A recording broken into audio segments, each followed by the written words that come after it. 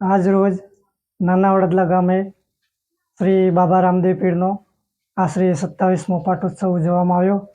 ગ્રામજનો તથા અમારા આખ્યાનના માણસો અને સમસ્ત ભક્તો દ્વારા ધામધૂમથી તેની ઉજવણી કરવામાં આવી.